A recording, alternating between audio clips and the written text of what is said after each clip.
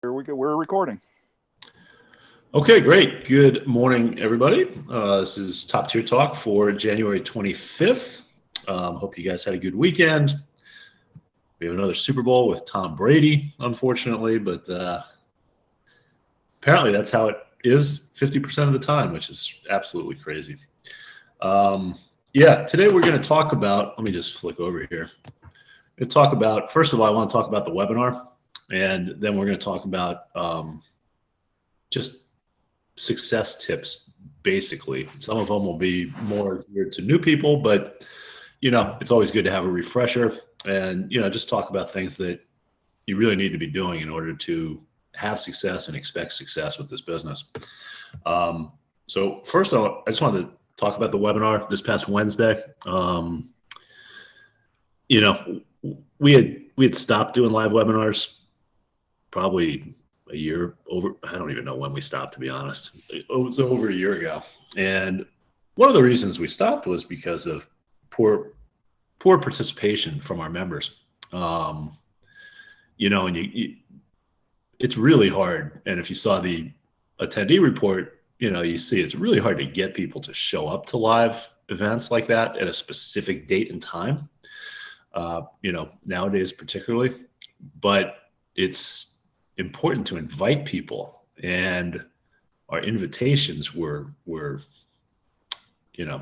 pretty sad, to be honest, because it shows who's inviting people, and so we can see that. And quite frankly, there's only a handful of people that were inviting people. The rest of you weren't. And we do this. A live webinar is a great resource to have at your disposal, and that's why we offer that, to help you to solidify your prospects and to help you to make sales. Because if you can get somebody to show up to the live event, it's almost a slam dunk. And even if they register, that shows that they're interested, so that you can follow up with them. There's some interest there. A lot of people like myself register for webinars and then don't show up. That doesn't mean I'm not interested. It just means something else came up or I forgot about it. So just make sure we're starting off. We're just going to have them once a month, and the third Wednesday of every month. Make sure you invite prospects to the webinar. Send the replay. Now we have the replay link is active, right? So you can use your replay subdomain to send out to people, and it has the recorded webinar from this past Wednesday. Make sure you follow up. If you did have people that registered and didn't show, or if you did have somebody that showed, make sure you definitely follow up with them. Okay. Anything to add, guys, before we move on? No, sounds good. Okay, good deal. All righty. Treat your business like a business. This is one of the things I think that really holds people back from having success in this industry as a whole, not just our business, is, you get started with a business and it's online, it's from your home, you don't have a boss, nobody's telling you what to do really. And, it didn't cost a fortune to get started, right? So a lot of people just take the business and they put it on a shelf, and I'll get around to it at some point, and maybe I'll start advertising and I'll try to make some money with this thing, and nothing ever happens for a lot of people to get started. So one of the real keys to having success in this business is treating it like a business, okay? Even if you're doing it part-time. And guys, just feel free to hop in here. The first thing is well, but before you go there, a lot of people do treat businesses like what you have here as a hobby rather than a business. And part of a business like this, especially if you've never been involved in working for yourself before, or maybe you've never even been in business, you've worked for other people all your life, educating yourself about your business in general and overall is something that you need to do. You need to know what you're doing with your business so you can communicate effectively with your prospects as well, and confidently. Yes. Yeah, and we'll talk a little bit about that too. But setting up. Sorry, I got distracted for a second. setting up your system is obviously key. Making sure your personal information is correct, making sure that your address, and I'm gonna do this and go off screen for a second because put this at the bottom. While you're looking for that, this is like a brick and mortar business too. No brick and mortar business can even open their doors until their whole business is set up for the grand opening. So the same thing with an online business. Right. Here's what I wanted to show you. When you're new and you're setting up your business, or maybe you've been here for a little while and you never did this, it's important that you do it. I might be in the admin account. That doesn't matter. You're going to go to your profile. And you're going to make sure that this address field is populated with your address, a mailing address, a legal mailing address of yours. It defaults to blank because during the sign up process for new members, we never ask for address, right? So because we don't really need it for anything except this. And the reason it needs to be there is because you need that in order to be spam compliant. Okay. So, if you're sending out autoresponder emails that are going out automatically from the system, or if you're sending out broadcast emails from the system, and they don't have this address field populated, you're at risk potentially. I'm not saying there's a good chance of this happening, but potentially somebody could sue you for spam and they would win. Okay. I don't know what the fine is, but well, there's a bigger issue than that. Even if you don't have a real address in there, you can get blocked from your emails even being delivered. You are not compliant if you do not have an email or a physical address in here. So many of the email providers will just block you if you don't have an address. It can affect the company's reputation too. Absolutely, it can. So, in a business like ours, we're working together, and if you're not compliant, it affects everybody. So just be sure that you have a valid address in that field. Kind of what I do here. Oh, you know what? I'm just going to do off because I want to bop around. I'm just going to keep the slide like this, but, domain forwarding too. When you first get set up, make sure your domain forwarding is correct. If you change your domain forwarding, if you want to use a different capture page or something like that, test it out, opt in yourself, and make sure that your funnel is acting the way that you expect it to. Okay. Going to the right pages, having your name at the bottom of the pages is super important. So, you definitely want to test that out as well. If you're brand new and you're not sure about this, get with your sponsor. Make sure your bio is correct and interesting, and get with your sponsor if you need to tweak it, because you'd be surprised, people land on the page and they scroll down and they see a picture of you and a short little bio. It actually helps create rapport for a potential sale. Yeah, people relate to you. Absolutely. John, I think that you put this here, probably work on your mindset and lifestyle goals. We kind of, even in that initial appointment form, we ask for, why are you looking, and we're looking for, what's your why? What's the driving factor for you wanting to get involved in this business? And, so that you can't forget that as you got involved with the business, right? And you're proceeding and you're looking to build your business. You got to always keep that driving factor in mind of why you got started, and it may change over time, but always keep that at the forefront of your mind, and keep your goals in front of you as well, because that gives you reason to work the business and to strive to reach them. Right. As an example, if you were an athlete and your goal was to win a gold medal in the Olympics, that's 4 years of 8 hours, 10 hours a day of training, which is brutal, for maybe 1 minute when you're doing your thing. And so if you don't have this goal in front of you as a carrot, you're not going to be able to even make it to qualify, let alone compete and possibly win. And this is a little different, but still, if your goal is 60 grand a year, because you want to use that money to do A, B, C, and D.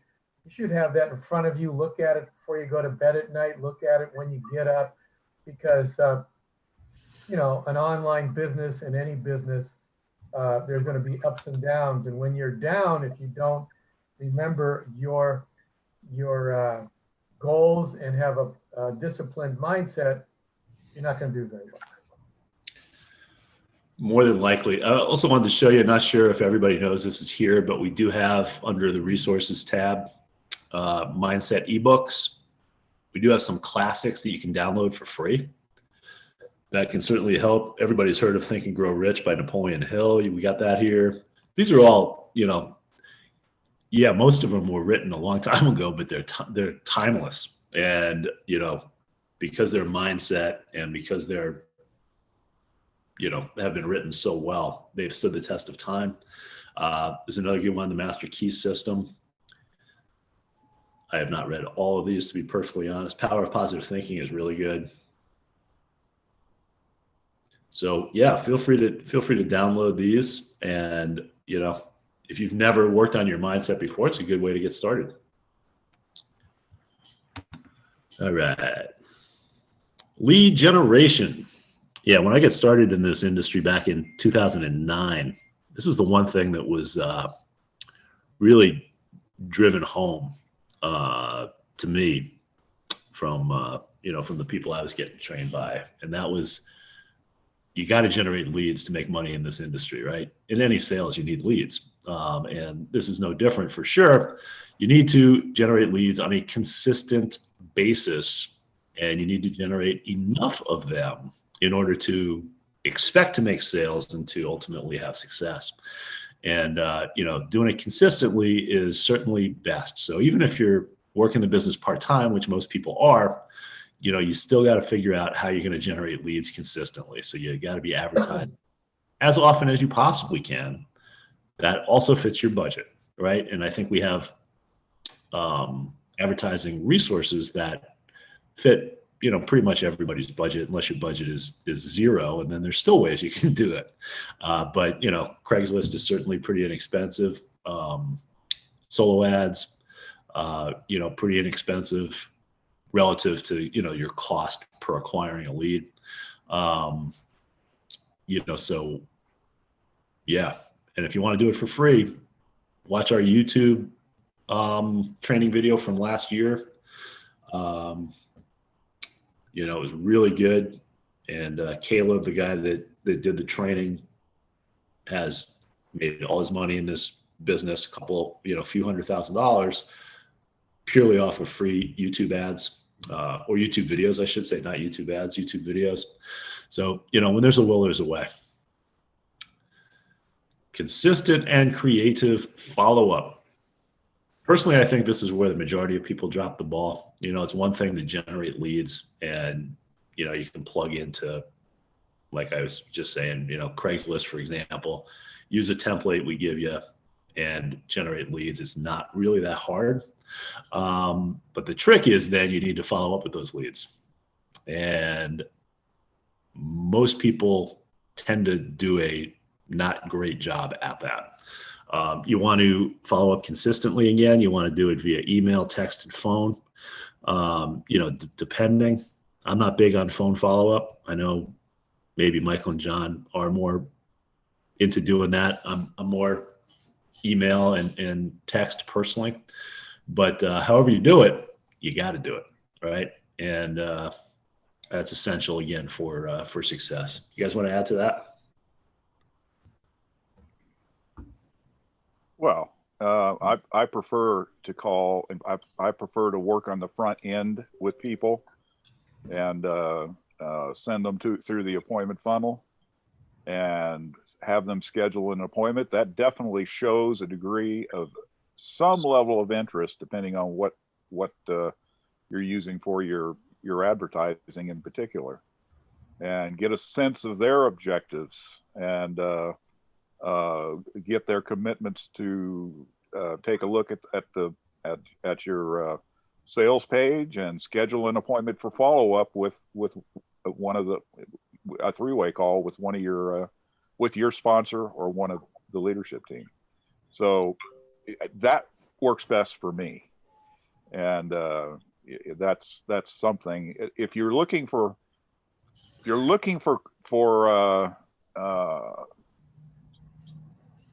more opportunity to make sales quicker, that approach tends to work better. If you are doing your business strictly by sending them to a web page and collecting their information, that doesn't work at least as well for me. But both of those types of marketing efforts should be done. But if you're new and building your business, I would suggest that using the appointment funnel approach and having appointments set so that you can follow up with them is a good way to go. Also, this is a high ticket business. It minimally costs $1,000 up to $10,000, and nobody's going to get off that kind of money if some kind of rapport and trust has not been achieved. And at some point, even though Steve says, he does mostly the front end kind of approach, he still eventually talks to his clients and. Oh, absolutely. We're just talking about follow up here, because most people need to. This has been stated, at marketing research or whatever, and most people need to see an offer somewhere between 5 and 12 times before they actually buy. So, that's what I mean by follow up. Yeah, you can't make a sale in this business without ultimately talking to the prospect. But even if you do what Michael was saying and what most of the people on our team do, which is, you have somebody schedule an appointment, or they call an 800 link number, you talk to them, you send them to your website. Hopefully you have a follow-up call and they show up, right? Even if all that happens, most people don't buy the first time you have that follow-up call with them. Yeah. So, you still need to have that follow-up, and you need to hey, were you able to attend the webinar? Here's a replay link of the webinar. Were you able to, check this out or whatever? You need to follow up with them multiple times, typically, in order to make a sale. Well, you're right. I thought we were talking initially about lead generation and how to do that. And what Steve is saying is absolutely true. One of the differences, though, in lead generation tactics is what John said earlier, and that's setting rapport with your prospects up front, and especially for new people. That can help you build some level of confidence with your prospect and rapport with your prospect, so that there are many other ways to build rapport, but if you're looking to help sort of boost your business, I personally think that is a good way to. And again, both doing advertising to send people to your appointment funnel and directly to your website, not either or, but both, is something that you should work on doing. It's like it's sort of the analogy, if you want to, multiple lines in the water to catch fish is better than one. If you've got multiple ways you're trying to generate business, multiple tactics, multiple strategies, then what you will see is an improvement in your business, not only short term, but long term. Yeah, absolutely. Yep. Well said. Here, yeah, I think because I have the slide like this, it's a little more confusing, but, and I just wanted to show, before we go to what I have highlighted, let me just show you. Here's a follow-up email that I sent out after the webinar, the day after the webinar. Okay. Just to give you a visual of what we're talking about with kind of follow-up. And the replay link, you should all of you should have a replay subdomain set up on your system. If you click that now, it goes to the webinar replay, and this is the webinar from January 20th. So it's something different to send to your prospects as opposed to just the sales funnel and the sales page that we all use. I just wanted to show you Yeah, that. then they can watch it on their own time and start it and stop it, as compared to having to show up to an appointment, which is, some people may want to show up, but they just can't. Yep, absolutely.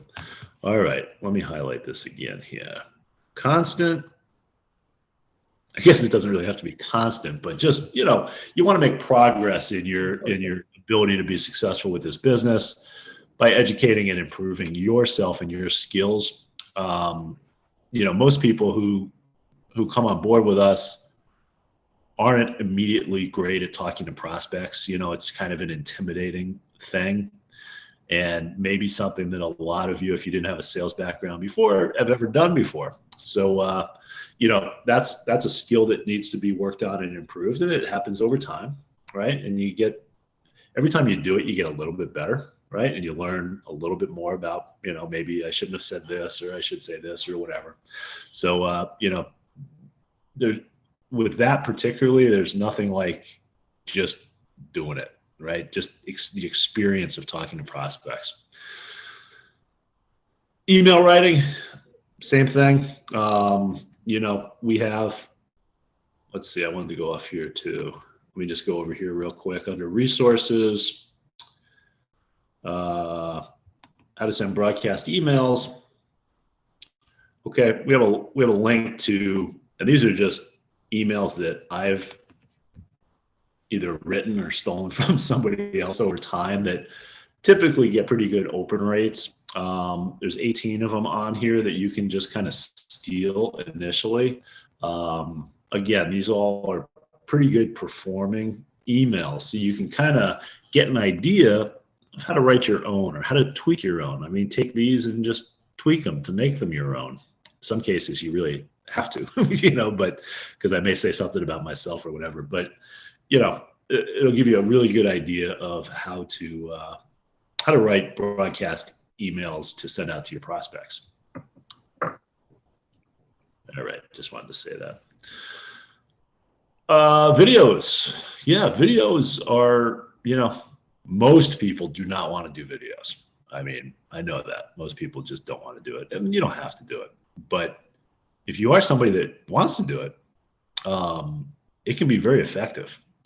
You know, one of the things I do, not always, but a lot of the time is I'll record a quick video and send it to the person that I talk to kind of as a follow-up.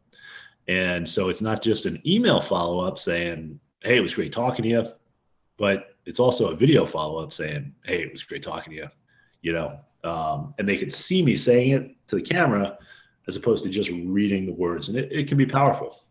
Well, in the old MLM days, I shouldn't say old because MLM's still around, but the most successful action was the old kitchen close, where people would go to their house, talk to them face by face, answer their questions, and then that person feels comfortable and he plunks down his money. So the next best thing is still two-way communication, and a video is almost like in this new virtual world, what's expected, and it does help create a rapport because they get to see your face, they get to see you talking, et cetera, et cetera. Well, and it's something to consider. If you don't like recording yourself live on video, you can use an image of yourself, a picture, a headshot, and perhaps use a slide that has the main points you want to communicate, and just record your voice. That's another way, and we can help you learn how to do that. Definitely. So, I think the last training of 2020, pretty sure I talked about that. I'm pretty sure you did the Loom thing. I'm pretty sure about Loom. I mean, that's what I use. That's what I know John uses Loom as well. And it's you know, it's super easy to, you know, once you get the hang of it, it's super easy to record quick videos on the fly and send them out to prospects or whatever. So yeah, you can talk to the camera, which is effective in some cases. And then you can do what Michael said. I do that all the time as well. Just record, you know, a slide and just voice over it. Yeah, and your voice, people will resonate. You know, when you're calling them on the phone and leaving them messages and so forth. That's another when you're following up with them, et cetera. I mean, there's lots of different ways to do it, folks. And that's the point. Educating yourself on how to do the best thing that works the best for you in generating prospects and ultimately sales is what you want to do. What works best for me, what works best for Steve, what works best for John, you know, that's what we use when we're marketing. You need to find what works best for you, and it may be a combination of any or all of what others do. So there you go. Yeah, and it's not all going to happen at one time, but try out different things and see what does work for you, and see what you feel comfortable doing, and what fits your personality, and all that stuff. Good stuff. Yeah, and lastly, attend Top Tier Talk meetings. Okay, preaching to the choir to those of you who are here right now, but quite honestly, we should have a much better attendance than we do. So, it falls on deaf ears for a lot of people, but we do record them. So you can always watch the replay if you have a job and you can't make it. We understand that. Statistics. I know some statistics. I'm not, micro analytical or whatever.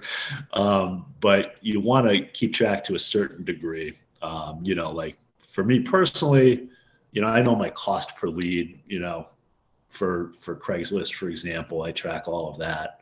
I don't track my market, so I don't know if I do better in Florida than I do in Texas or what. I have no idea.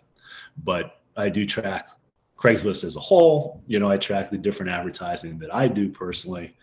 And it's definitely recommended that you do that, because there's a chance that one of the ways you're advertising, and if you're not tracking, you're just throwing money out the window, right? It could be that particular strategy is not producing any results for you, because when you do track, you find out that there are strategies that don't produce any results, and it turns out to be a waste of money.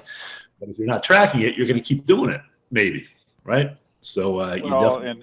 And just to validate what Steve says, I try to track everything when I'm marketing, and I prefer to work smarter, not harder. And when you do that, plus it saves money ultimately in where you're spending your advertising dollars. If you know where your leads are coming from, then you can concentrate and focus more of your energy and your money and your efforts where it's working. And if you don't do that, you'll never really know what's working and what's not, and you'll spend money on what's not when you may not need to. So just bear that in mind.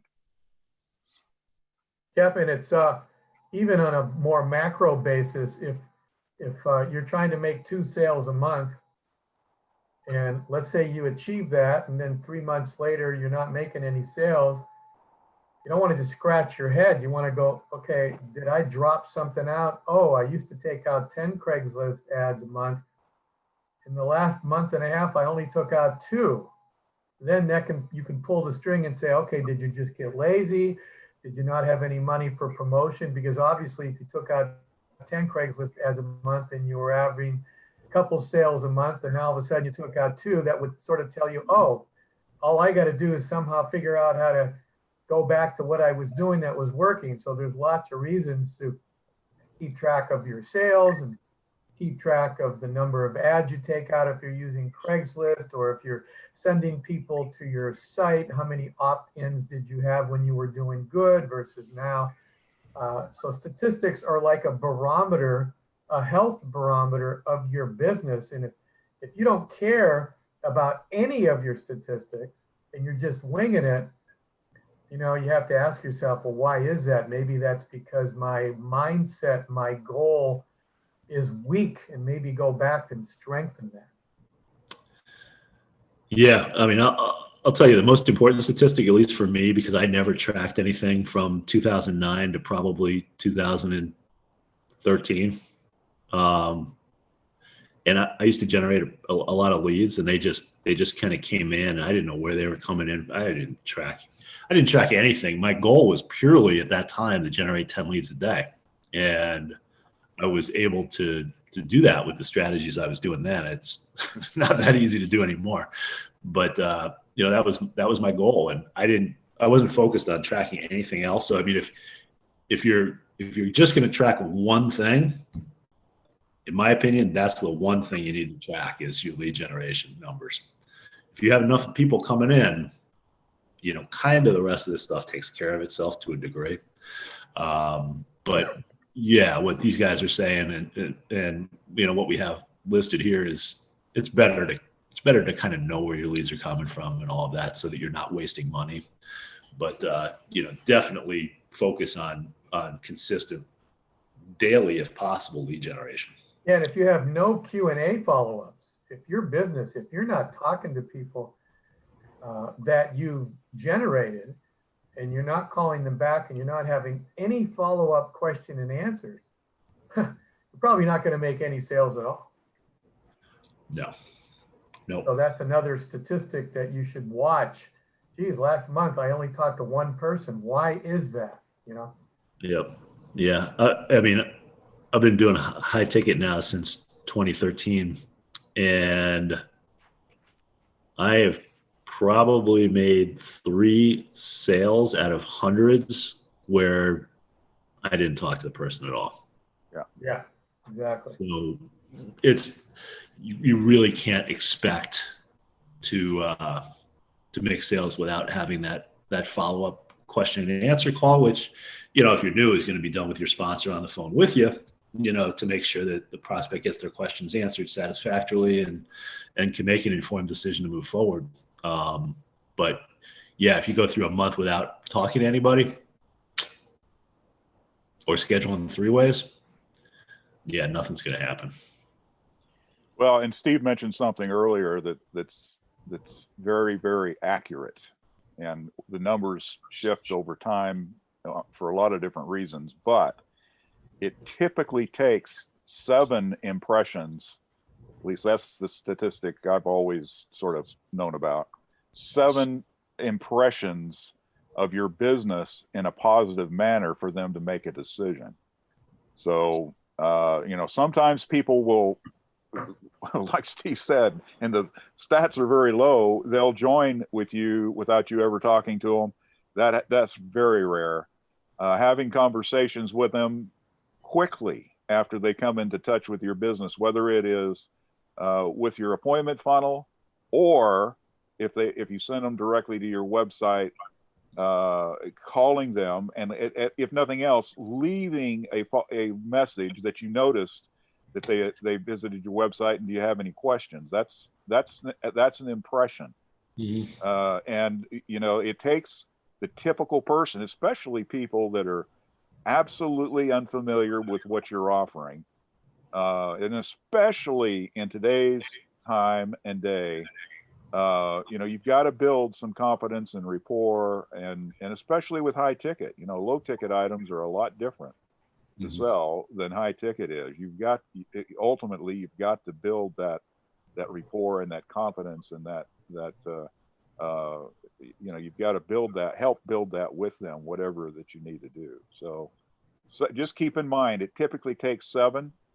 The better you get with your prospects, you know, that can be short circuited way down. John is extremely successful and talking to people early and close. His techniques work to close sales fast, but not everybody can do what John does. I can. Yep. It can take a lot of different tactics. And again, we said this earlier, you've got to figure out what works best for you and focus on that. And then once you figure that part out, then keep doing it. And that's what will lead to success for you ultimately. Now, you know, what happens with any business, especially work from home businesses, people tend to get, you know, they work the business and they determine way too early that it's not going to work. They give up. And a big part of that is you're not consistent. You're not advertising. You're not following up. You know, you get discouraged and you blame it on the business rather than what you're doing. And so that's something to keep in mind and bear in mind as you move forward. Yeah, there's one thing I learned. I did a course called Go 90 Grow by a guy named Mark J, who's a guru. in multi-level marketing. And he tried to explain what goes on in a prospect's head. In other words, what happens in their mind that they decide to jump in and come aboard? And like Michael and Steve just said, 7, 10, 12 impressions. Well, what's going on? What happens after 7 or 10? Well, what happens is what he called the invisible close. The invisible close is when the prospect thinks that he's got an incredible deal. He actually almost thinks the deal is better than he imagined. So after a certain amount of rapport building, when the prospect goes, you know what? This is just an example. $2,000, and it looks like I can make 60 grand a year. Man, that is a good deal. So when that light bulb goes out, that's called the invisible close. And sometimes that's why it takes 7 impressions or 8 impressions with you working it until he has that light bulb moment. Otherwise, he's not going to come in for a bunch of reasons. The old school used to be, let's handle every objection in the prospect's mind. Yeah, that's somewhat workable, but that's trying to slam dunk the guy in rather than having him come in on his own determinism because he thinks he's getting the best of the deal. If you ever did a car sales, you're in there with these slimy car salesmen, and at some point you go, you know what, honey, you better take this deal. And that's what the rapport is supposed to do, and that's why it has to be a number of impressions to get that invisible close to happen. And all of the car salesmen on our team were just insulted. Yeah, no, I mean, that's true. And I mean, with multi-level marketing, yeah, people slam you into deals because it costs you $300 to get started. We're, you know, here we're talking about $1,000 to $10,000, like John said before. And, you know, it's different. And it's a more consultative approach and a more consultative sale. Just like a car, it's hard to slam somebody into a $30,000 car, you know, because that's a lot of money. You're not going to slam somebody into a house. They're going to buy the house that they want to buy typically. Well, and you know, here's something to consider. Rather than, it's an investment from your prospect's perspective. It's an investment that generates a return. You know, and if they're going to invest whatever it is that they're looking at on the front end, then you know, they've got to be educated to understand that differently than buying a one-off product that's an expense rather than an investment. So anyway, very true. Just a thought. Hey, I guess we went a little bit over. Does anybody have any questions or comments before we wrap up here? I think we covered a lot of good stuff here this morning. Yeah, it's great. Well, good to have it recorded. Yep. Everybody's like, no questions, so we can get off of this call. All right, good deal. Well, hey, hopefully this was helpful to you. You know, if you've signed up any new members and they aren't able to attend these because they have a job, you know, I think make sure they watch this. I think this is a good one, particularly to just kind of know what you got to do to be successful with this business. All right, everybody. Okay. Have a great week.